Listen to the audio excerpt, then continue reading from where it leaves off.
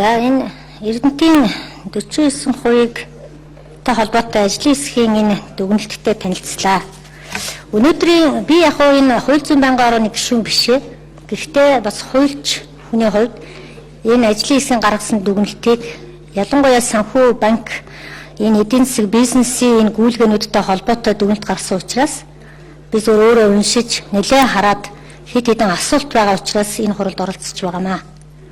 За ажлын хэсгийн дүгнэлтийг ерөнхийд нь харлаа. Тэгээ ажлын хэсгийн ахлагч Нямдорж гишүүнээс нэг хоёр зүйлийг асуух гэсэн.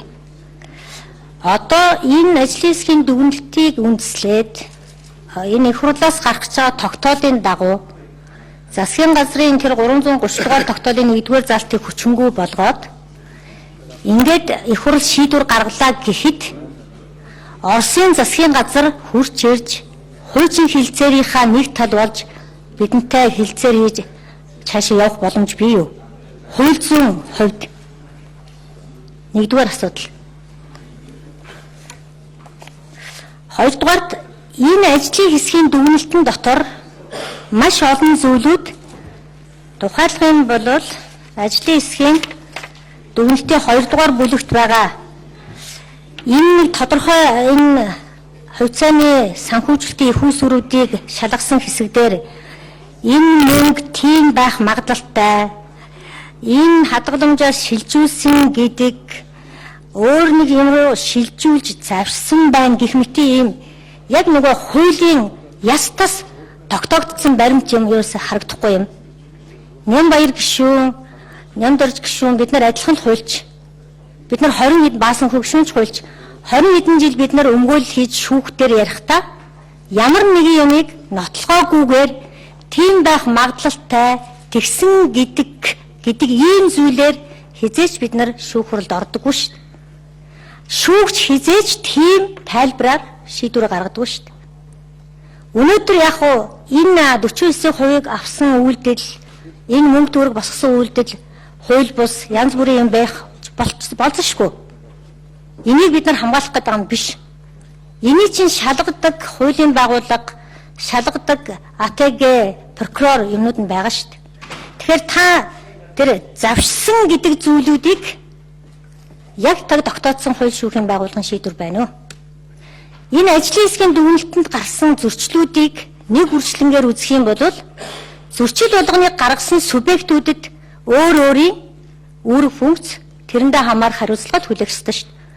Өнөөдөр бид нар Монголынхаа нэг хувийн секторыг энд авчираад яг энэ хүмүүс буруу юм хийсэн байж болцсошгүй.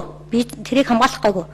Гэхдээ бүхэл бүтэн Монгол улсын парламент хувийн сектор авчир сууж агаад ямар ч тайлбар авахгүй, юу ч сонсохгүй зүгээр л ярина гэдэг ийм юмыг гаргаж болохгүй шүү дээ бид нар. Өмгөөлөгч нар бид нар алах ял авсан хүнд эцсийн үг хэлэх боломжийг олгодог тийм л орчинд ажилладаг шүү дээ. Энд харгасан биш үү эн чинь? Тийм учраас та саяны миний ажлын хэсгийн ахлагчид саяны 2 асуултыг тавьж байгаамаа. За 3 дахь асуултыг би сангийн яамд хариулъя. Сангийн яам өнөөдрийн 49 одоо хувийг яг худалдаад одоо шилжүүлээд авлаа гэхэд энэ хувьцааны мөнгийг төлөх 400 сая төгрөг байгаа юу? Яг өнөөдөр дансандаа. Нэгдүгээрт. Хоёрдугаарт энэ 49%-ийг Монгол улсын засгийн газар авснаар Наримтыг шүнд 1 минут.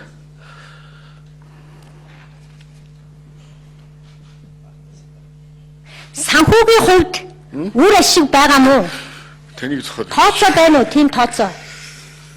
49 сая 49%-аар 400 саяар аваад хизээ энэ аваад ашигаараа санхүүгийн хувьд Монгол улсын засаг ашигтай болох юм. Ийм тооцоо засгийн газарт байна уу? Засгийн газар сүм байгаа юу? Хоёрдугаарт Монгол банкнаас баахан мөнгө аваад энэ хүмүүсийг авцсан гэж буруутгах байгаа юм байна. Магадгүй тийм хууль бус юм явсан байж. Гэхдээ тэр Монгол банкнаас гарсан мөнгө яг энэ хүмүүсийн хамааралтай компани дансанд орсон гэдэг баримт байгаа мó? Яагаад гэвэл энэ ажлын хэсгэд бас нэг дид ажлын хэсэг гарсан юм байна. Дид ажлын хэсгийн ажилтнууд сангийн яам Монгол банкны мэргэжлийн өмнө шалгасан юм байна. Тэр хүмүүст бол нотлогоо баримт харагдаагүй юм байна.